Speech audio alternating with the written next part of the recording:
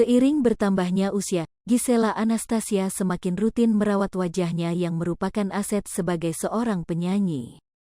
Giselle pun membagikan tips untuk melakukan perawatan pada kulit wajahnya yang rutin ia lakukan. Sebagai wanita yang sibuk di dunia entertain, Giselle lebih memilih perawatan wajah yang memang mudah dilakukan, sehingga tak memakan waktu istirahat. Yang wajib itu kayak yang tadi dokter bilang, yang gampang-gampang aja karena kalau ribet banget tuh pusing juga ya, kata Gisela Anastasia di JCC Senayan beberapa waktu lalu. Mencuci muka jadi hal yang tak boleh ditinggalkan oleh Giselle yang sepanjang harinya menggunakan make up. Jadi cuci muka yang pasti sampai bersih karena kalau pakai make up itu ya cuci mukanya ya masih nyisa, jadi pori-porinya masih ketutup, ucap Giselle.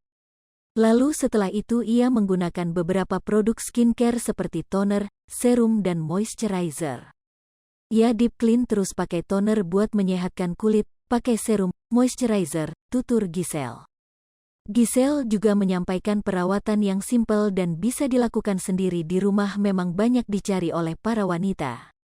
Hadirnya Glow Skin AZ Expert Serum dan Glow Skin Rejuve Expert Serum diakui Giselle semakin memudahkan dirinya dalam melakukan perawatan wajah di rumah saja.